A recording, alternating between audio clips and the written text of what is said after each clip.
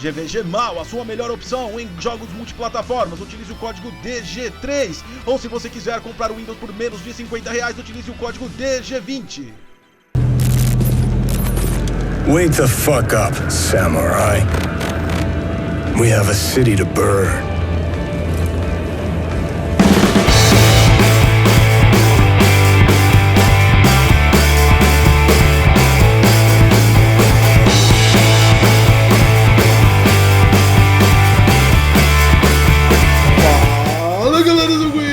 Eu sou o Godclass, você tá no Detonando Geek, o primeiro, maior e melhor canal de tecnologia pra games de todo o YouTube. E não teve vídeo aí esses dias atrás porque eu tô com a garganta ruim ainda, mas já deu uma melhorada, então a gente já pode falar de Cyberpunk 2077. Sinceramente, eu não queria falar desse jogo agora, porque a nossa tratativa aqui no canal é pura e exclusivamente tecnológica. Então nós tivemos aí um gameplay de 40 minutos no ano passado, em agosto do ano passado, e agora nós tivemos na E3 um trailer cinematográfico. Ou seja, o trailer cinematográfico não corresponde ao gameplay real que vai ser lançado agora em abril de 2020. No entanto, a galera pediu muito pra mim falar sobre esse game, então nós vamos fazer uma tratativa sobre o trailer, algumas coisas que são iguais ao trailer cinematográfico, e nós já vamos falar alguma coisa também da técnica que foi por conta da história de Cyberpunk, algumas coisas que talvez você não saiba aí, e vai ser muito interessante. Lembrando que isso é uma análise baseada em trailer, tanto um trailer de gameplay do ano passado e também um trailer cinematográfico. Mas já dá pra gente tirar alguma coisa que a CD Projekt trouxe, porque é CD Projekt, e também a gente tem um passado de The Witcher aí, que ela trouxe também um pouquinho nesse jogo, e a gente vai falar tudo isso agora. Deixa o seu like, se inscreve no canal, compartilha essa informação que você já viu que é demasiadamente interessante pra toda a comunidade, principalmente quem tá hypado com Cyberpunk 2077. Bom, o primeiro ponto que eu queria falar sobre a técnica da decisão de escolha sobre primeira pessoa, né? Ele é um RPG de mundo aberto. A gente conhece jogos de mundo aberto que são em primeira pessoa como Far Cry, mas a proposta da CD Projekt realmente é bem diferente de Far Cry em relação a Cyberpunk 2077. Por que que foi escolhido em primeira pessoa e não seguiu a linha de The Witcher 3, que é um TPS, um jogo em terceira pessoa? Muito dessa escolha está voltada na história do jogo. Se você não sabe, vai ficar sabendo agora. Cyberpunk nasceu em 1988. A primeira edição do jogo, que não é um jogo de videogame, era um jogo de RPG de mesa, saiu com o nome de Cyberpunk, também foi conhecido como Cyberpunk 2013. A segunda edição do jogo, que ganhou fama, inclusive premiação, é conhecida como Cyberpunk 2020. E não é à toa que o jogo vai ser lançado em 2020, talvez, quem sabe, uma referência ao passado do jogo, que era Cyberpunk 2020. O jogo fez tanto sucesso no RPG de mesa que gerou-se dois livros, dois romances do mesmo autor, e esse é o alicerce de Cyberpunk. Então por isso colocar você em primeira pessoa, assim como um jogador de RPG. Outra coisa também que diz muito a primeira pessoa é a própria história do jogo. Lá você não vai salvar o mundo, lá você vai sobreviver, você vai salvar você mesmo. Você está numa sociedade distópica onde o conceito de bom e ruim não existe mais entre as pessoas, então você tem que fazer quests e side quests para sobreviver em meio àquela sociedade toda. Então, primeira pessoa cabe muito bem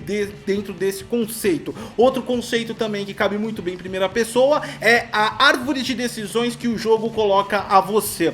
Cyberpunk, a gente não sabe ainda o quanto, mas terá um grande processamento de CPU. Desde a escolha do seu personagem, você já vai abrir uma árvore de decisões que gera nos jogos o chamado Butterfly Effect, ou efeito borboleta, que é o que? A decisão gera uma reação. Diferentes decisões geram diferentes reações no jogo e modificam a sua jogabilidade. Jogos que possuem esse prisma de árvore de decisões, eles usam bastante CPU, porque é a CPU que comanda essas decisões. Então, mesmo sendo lançado para os consoles da atual geração, a gente pode ver aí que vai ter uma sofrência e nós não devemos esperar mais do que 30 FPS nos consoles da atual geração para Cyberpunk, porque nós sabemos que a atual geração em incluindo o Xbox One X, existe aí um gargalo que se chama Jaguar de 8 núcleos, o CPU. Agora entrando um pouco no assunto que sai fora da parte técnica, mas só pra me pronunciar, porque a galera também pediu, já que a galera, eu tô fazendo esse vídeo porque a galera pediram pra mim minha opinião em relação às polêmicas que estão saindo sobre Cyberpunk, que tem transexual, que tem uso de drogas, que tem não sei o que e não sei o que. Eu acho que a galera que tá reclamando desse jogo, basicamente não prestou atenção no nome do jogo. Cyber, ou seja, cibernético, digital, tecnológico, punk. O que é punk, cara? As pessoas esqueceram o que é o movimento punk, o que é a ideologia punk. Punk é um movimento anticultura, exatamente, anticultura, não que ele é contra a cultura, mas ele criou uma cultura que é contra a cultura social. O movimento punk tem como alicerce o antimachismo, o anti-homofóbico, o antifascismo, o autodidata, ou seja, você por você mesmo aprendendo a ser você mesmo, e o amor incondicional, que seria você se apaixonar por um parafuso e poder casar com ele. Tecnicamente seria isso. Esses são os alicerces do movimento punk, que iniciou lá em 1970 na Inglaterra, depois em 1974 trazido para os Estados Unidos através do CBGB, que projetou as maiores bandas punk, que inclusive estão vivas até hoje. E se você ainda não entendeu o que é o movimento punk, tá falando bosta sobre esse jogo, cara, dá uma assistida no filme chamado CBGB e também um documentário punk que está sendo feito pela Epix TV. Esse documentário é dirigido pelo Iggy Pop, que em 1970 tinha uma banda chamada Stooges. E o Iggy Pop, pra que você saiba, cara, eu acho que ele comeu todo mundo. O Iggy Pop deve ter comido até você, cara. Deve ter comido tua família. O cara papou todo mundo na época dele com esse papo de amor, de amor fraternal e tudo mais. Ou seja, era o conceito do movimento. Então, quer dizer, galera, se é contra ou a favor, tá dentro da história do jogo. Ou seja, o movimento punk, que muitas vezes é confundido com o anarquismo pelas suas ideologias que se cruzam, é na verdade uma utopia de uma sociedade feliz, que sem regras, sem leis, sem lideranças, e que todo mundo vai fazer o que quer, do jeito que quer, e todo mundo vai ser feliz. Ou seja, uma utopia. Cyberpunk é o quê? Uma distopia, o que se põe a utopia, ou seja, a utopia de uma sociedade feliz e fraternal com uma distopia de uma opressão corporativa em cima. E é esse o enredo do jogo. Se você não quer ver transexual, se você não quiser ver o uso de drogas, se você não quiser ver isso, vai jogar Candy Crush, porra! Você tem que entender a história antes de falar merda, meu amigo. Ok, então, mimimi à parte aí, vai continuar o povo falando bosta sem conhecer a história da própria sociedade.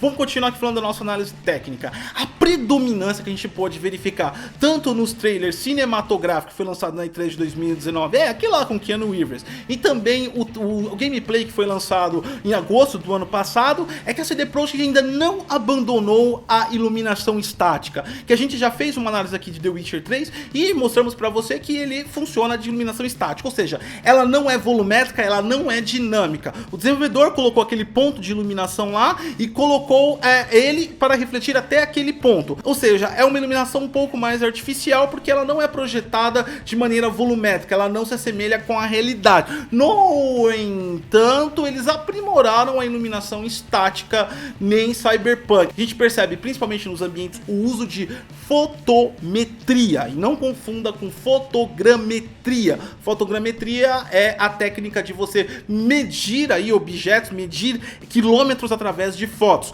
Fotometria é a técnica de você medir a intensidade de luz. Basicamente funciona da seguinte maneira: você vai pegar um ponto de luz, sei lá, um abajur que está numa sala, e você vai utilizar um instrumento chamado goniômetro de espelho. Esse cara vai fazer o quê? Você vai passar um 360 graus em volta da luminosidade dessa luz, e ele vai medir o candelas, que é a unidade de medida de intensidade de luz. Ou seja, no grau 90 a intensidade era 1500 candelas, no grau 0, que está para baixo, é 3000, aqui em cima é 2000. Essa é a fotometria, ou seja, medir a intensidade da luz. O reflexo e o espalhamento da luz é exatamente como o resultado da medição da fotometria do mundo real. Porque para ser real tem que ser medido pelo mundo real. Ou seja, o resultado é muito bom aí em Cyberpunk, a gente vê tanto no gameplay quanto, é óbvio, é claro, é lógico, no cinematográfico.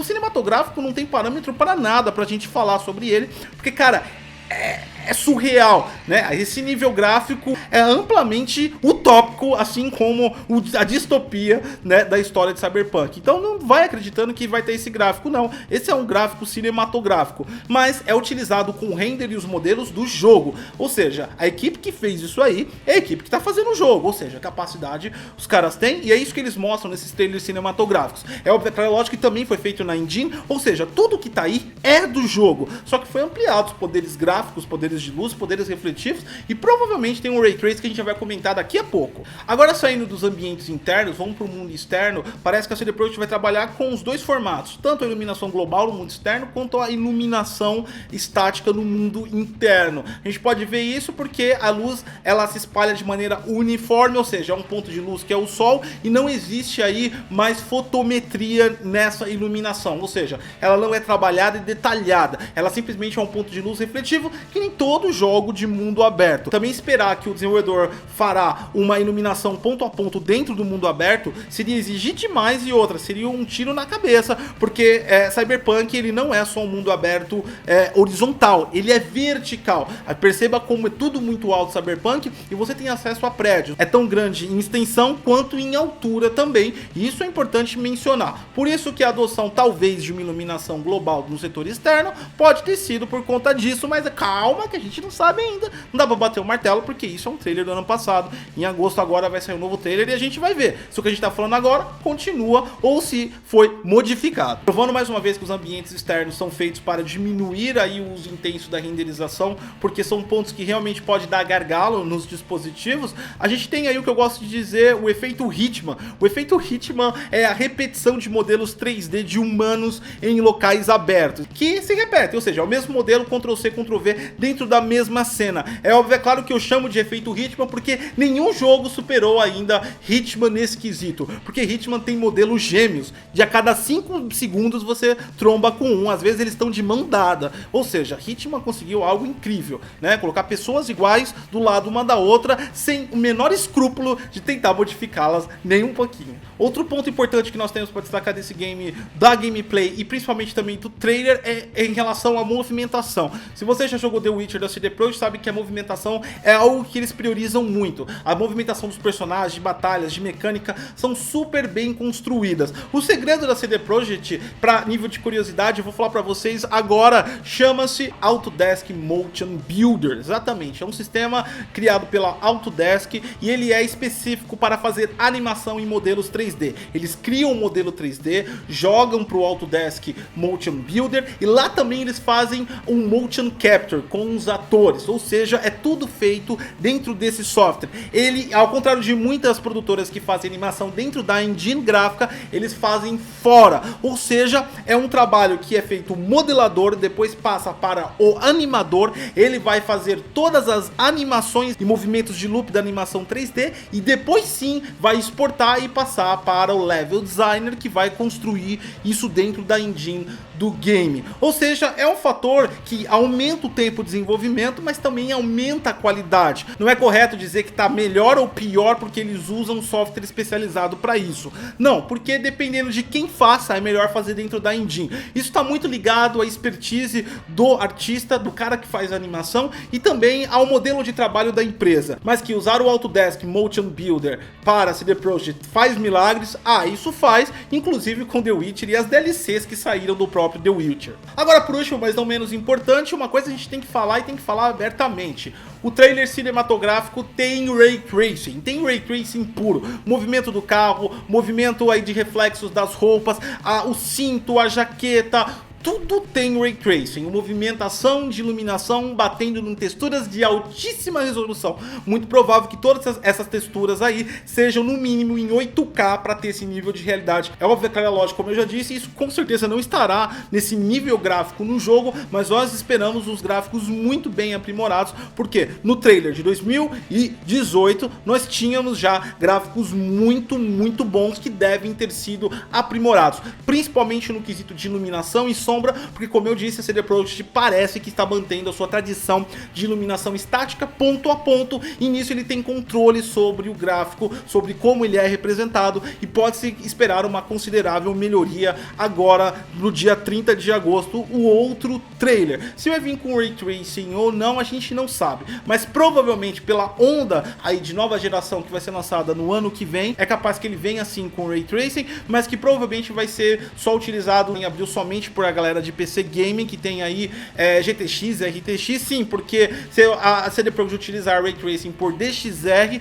é capaz de reproduzir numa GTX também. Depois do lançamento dos novos consoles que já prometeram Ray Tracing, tanto o Project Scarlet quanto o PS5, a gente deve ter Ray Tracing também para os consoles. Nos consoles base, eu tô falando Xbox One S e PS4 Slim, o jogo deve sofrer muito para rodar, e a gente pode esperar aí uma capada violenta no gráfico para conseguir rodar esse game, porque ele possui muita ambientação, muitos modelos de objetos 3D, ele também possui interação, o efeito Butterfly vai utilizar muito processador, ele possui aleatoriedade que a gente já percebeu, ou seja, ele possui muita técnica de processo a qual os consoles de hoje em dia não estão aptos. No caso do PS4 Pro e do Xbox One X, principalmente no caso do Xbox One X, a coisa deve ser muito mais fluida e com certeza nós teremos o melhor desempenho neste console. Agora é só esperar o trailer do dia 30 de agosto, e esse sim a gente vai fazer uma análise técnica